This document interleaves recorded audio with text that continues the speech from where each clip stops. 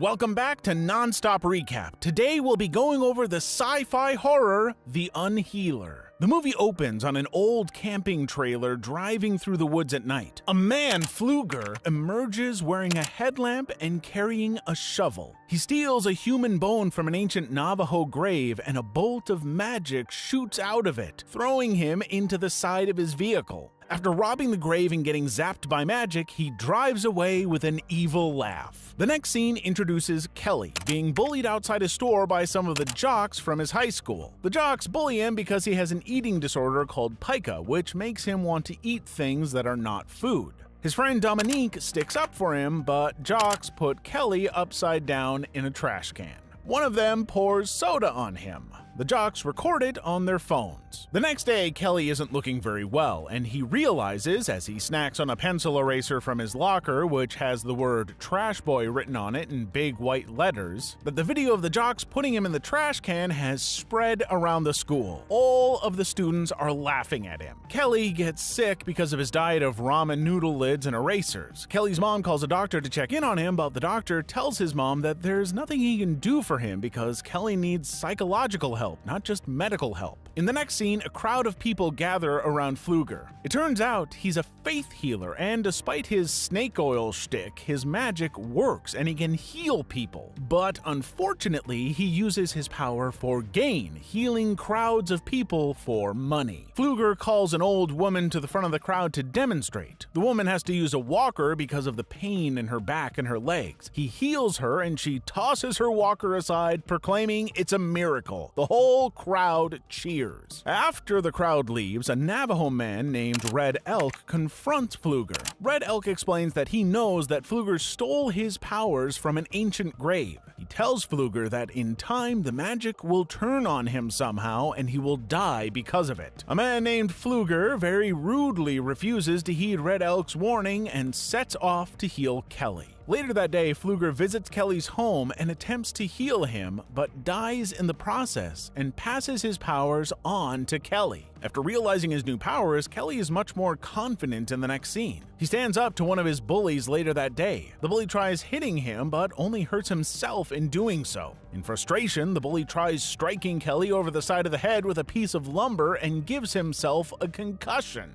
On his way home, Kelly gets a job at a pizza place in town and starts thinking of ways to monetize his powers to support himself and his mother. His mom points out that if he picks a profession that shows off his powers, things might not end so well for them, so the idea is shelved and never mentioned again. Kelly discovers that if he eats something that belongs to someone, they will be affected by whatever he does to himself. While sitting behind Dominique in class, her scrunchie falls off her hair onto Kelly's desk. He picks it up and eats the tag before deciding to give it back to her. He starts fantasizing about having sex with her and she becomes aroused. He then fantasizes about Sarah and Sarah becomes aroused. He has an orgasm in class. Both girls also have orgasms. He falls out of his chair and runs out of style, covering his pants. In the next scene, Kelly and Dominique are at a bonfire party when Kelly is confronted by his bullies again. Kelly stands up to the jocks and even mocks one of them. However, things are about to escalate quickly when Gus, the team football coach and father of two bullies, arrives and tells them to knock it off. The bullies see Kelly on the road back from the party and chase him down in their car and run him over. Brett alone is affected by the magic because he was the one driving. The other bullies run away and Dominique and Sarah catch up to Kelly a few minutes later. Kelly explains to Dominique what happened and she accepts his explanation. When they return to school, Kelly and Dominique eat rice cakes together and discuss the accident. Dominique says that the police think it was a malfunctioning airbag that caused the crash. Kelly and Dominique begin to lay the groundwork for a romantic relationship when Dominique coaxes Kelly into asking her out. In the following scene, when Kelly is taking out the trash at his job at Gracie's pizza place, he is confronted about his powers by Red Elk. Kelly confirms his suspicions by telling Red Elk his origin story and running back to work. Later, the bullies wait for Kelly to leave his trailer, and when they think it's empty, they prank him by pulling his trailer off its foundation. It destabilizes when the trailer falls and the stove is ripped from the wall, filling the trailer with gas. Kelly's mom, who was napping on the couch when he left, is trapped inside. In her panic to get out, she knocks over a lamp, causing it to spark and ignite the gas. The trailer explodes. Kelly comes back in time to try to rescue his mom from the wreckage, but she's already dead by then. He carries her burned body outside and falls to his knees in agony. Later, he lies in a hospital bed staring at the ceiling in shock. He's unscathed, but because he has no next of kin, he will have to go into foster care. Red Elk shows up at the hospital to tell the sheriff that Kelly has stolen magic powers. The sheriff doesn't believe him, but Red Elk tells him that he should look for him when he's ready to believe him. Later, at his mother's funeral, he sneaks away from the crowd to be alone and finds his way to Pfluger's grave. Dominique comes to see him. He tells her that he'll miss her but has to go into foster care. The two finally kiss and then part ways. Afterward, he eats a leaf from a weird plant growing on his grave and becomes violently ill. The sheriff tells him some information about his mother's death that points to foul play on the way to foster care. Kelly surmises from the details that the jocks who bully him must have done it. His suspicions are confirmed when the jocks drive past him. They flip him off and hurl insults at him. Kelly leaps out of the car and vanishes. The sheriff goes off looking for him. Kelly figures out that the jocks are going to the creek, and he follows them there for revenge. He sees them swimming and drinking beer, and he seizes the opportunity. First, he kills one of them by eating some of the jocks' clothing so that the magic will affect him from a distance. Then, Kelly starts choking himself with the rest of the shirt wrapped around his neck, causing the bully to drown. Kelly emerges from his hiding place to gloat, but has to make a quick getaway because one of the bullies has gone to get the sheriff. Dominique is looking out of her window in the next scene when her mom warns her to keep it closed because she doesn't want to risk Kelly getting in.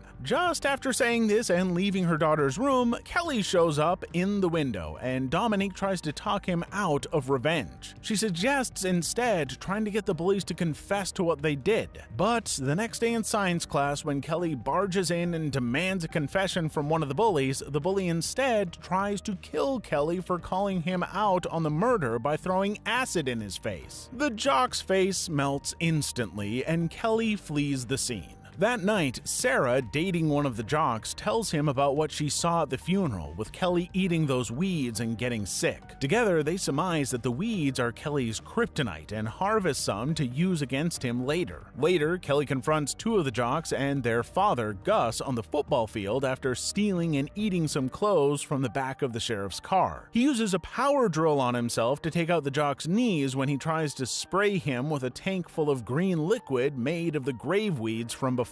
He stops attacking because Dominique asks him to, and when he does, Gus, the jock's father, tackles the sheriff and steals his gun. The jock manages to spray Kelly and weaken him, after which he tells his dad to take the shot while Kelly is weak. Dominique blots enough of the liquid off of Kelly to dampen its effect, and the confrontation ends with Gus shooting Kelly in the head. Shooting Kelly backfires and kills Gus, but it also kills the jock because Kelly still has a piece of his clothing in his stomach. Dominique blames him for everyone's death and threatens to break up with Kelly if he doesn't agree to go with Red Elk and complete a ritual that will separate him from the power. But the ceremony is botched. The power has been with Kelly for too long and has become a part of him. The only way to separate him from the power now is to kill him. Kelly and Dominique are both fatally wounded by an officer's shotgun blast. They fall into Pfluger's open grave. Dominique dies instantly, but Kelly heals magically and lives. Kelly eats the heart of Pfluger's corpse, renouncing the power and accepting death, and the power leaves him. His body goes through a slideshow of all the deaths he's avoided, and then he falls backwards dead with a bullet hole in his head. The movie closes with Dominique waking up in the back of an ambulance and healing instantly. Thanks for watching. Make sure to like, subscribe, and turn on notifications for more.